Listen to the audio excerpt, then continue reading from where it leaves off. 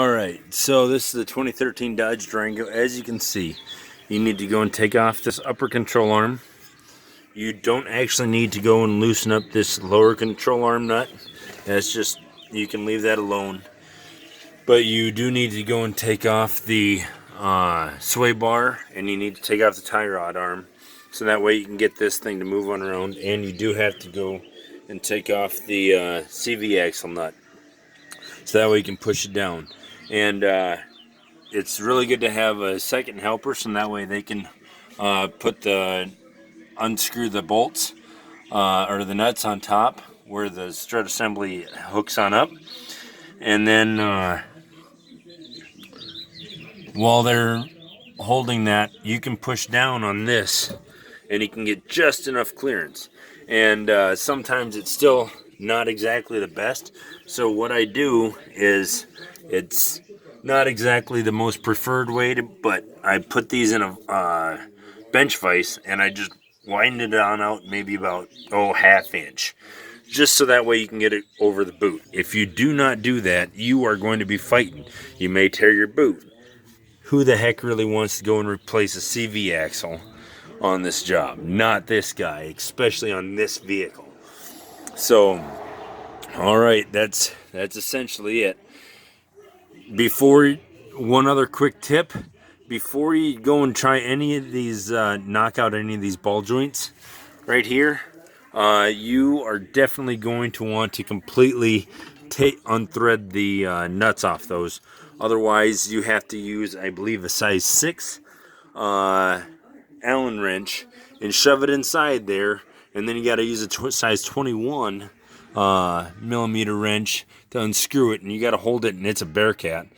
This right here for the sway bar, that you have to go and use a 8 millimeter socket on the end, and then that's an 18 millimeter wrench, and you have to shove it on there and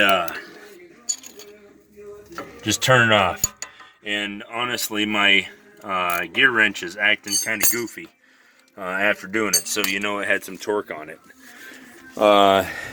The bolt that actually goes to the lower control arm, that's size 24 on the head, size 21 on the nut, size 21 for the brake caliper, size 21 right there.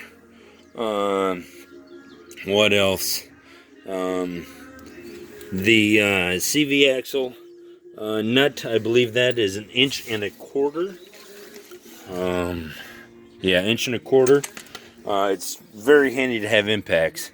And then just torque the hell out of everything, pretty much. But yeah, definitely go and widen out the lower arms on that strut, and have somebody help you hold that thing on up in there. Otherwise, you're going to be cussing and trying to do it all by yourself. But yeah, if you can get somebody to hold that, then you can push down. And as you can see, before it's right after they unbolt it, you can go and move it around a little bit.